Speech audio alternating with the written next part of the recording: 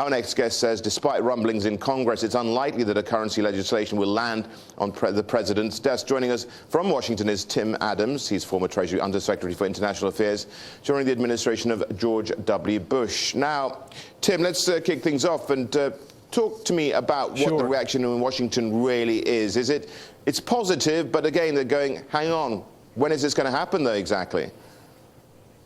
Yeah, it reminds me of the Reagan era dealings with Russia. It's trust but verify. So I do think the Chinese announcement last weekend has changed the political dynamics in this town, but there really is a sense that we need to see real action over time to ensure that they're moving in the right direction. But they did buy themselves some time. Now, at the same time, we've got Congress trying to perhaps enact legislation here, and Chuck Schumer going on as his campaign, which has been going on for years, over tariffs on Chinese products. That goes on. But it's almost like he's playing bad cop to the White House's good cop. Would you agree? Yeah, well, Senator Schumer is very good at playing the bad cop role. He's been doing it for many years now. So he's one of the usual suspects when it comes to rattling the cages on what's going on in Beijing.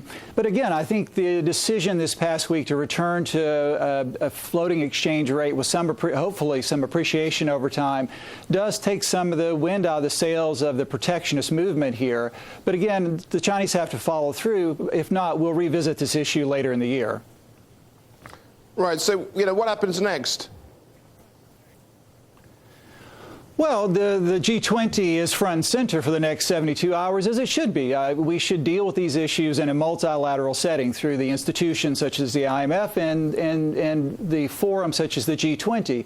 So it will be part of the agenda. The top agenda item, I think, will be the whole rebalancing framework, of which exchange rate changes are a critical part of that discussion.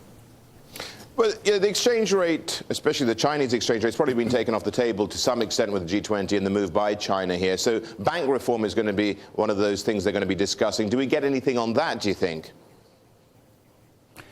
No, not much. You have to think, remember that this G20 wasn't really supposed to happen. We were supposed to go straight from Pittsburgh to Korea in November.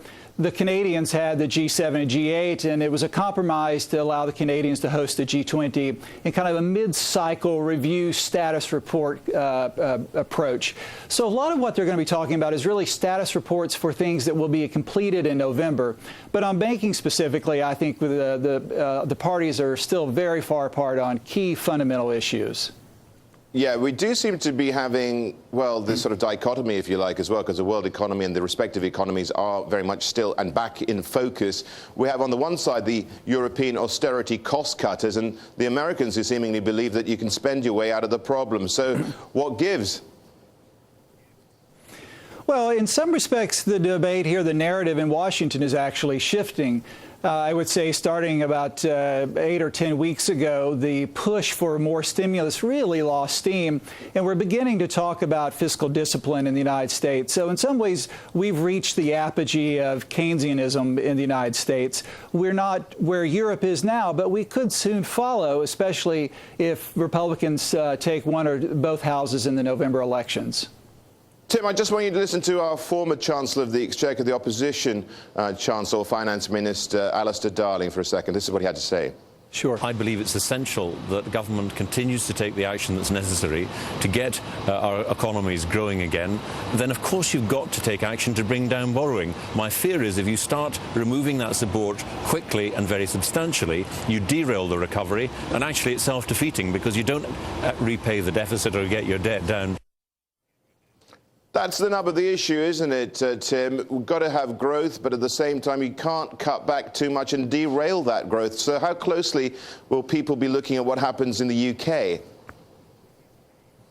Well, we saw a pretty substantial budget this week with Chancellor Osborne, and they've taken an approach that 80% spending cuts, 20% tax increases, a lot of the spending cuts kind of backloaded, that you can actually have pro-growth fiscal contraction.